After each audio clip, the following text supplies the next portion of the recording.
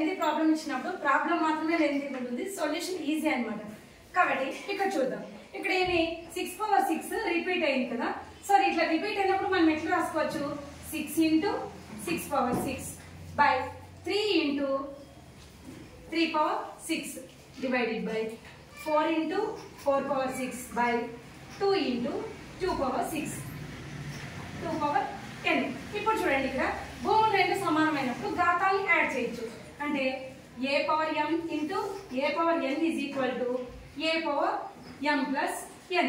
So అది ఇక్కడ మనం అప్లికబుల్ చేసినాం అనుకోండి, 6/7 by 3/7 divided by 4/7 by 2/7 is equal to 2 power n.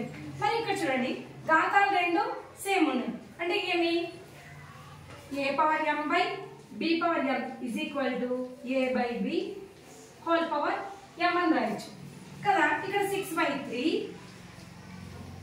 Whole power 7 divided by 4/2 whole power 7 is equal to 2 power n. ఇక్కడ చూడండి, 3 1 is 3, 3 2s are 6, 2 1 is 2, 2 2s are 4. ఇప్పుడు ఏమొస్తుంది, 2 power 7 divided by 2 power 7 is equal to 2 power n. ఇక్కడ 2 power 7 2 power 7 cancel అయిపోతుంది. ఏముంటుంది, 1 is equal to 2 power n. ఇక్కడ చూడండి, 1 is equal to 2 power n ఉంది కదా. ఇక్కడ a power 0 is equal to 1. అంటే ఇక్కడ మనము భూములు రెండు సమానం చేసుకోవాలనుకున్నప్పుడు 1 బదులు ఏం రాయొచ్చు, 2 power 0 is equal to 2 power n.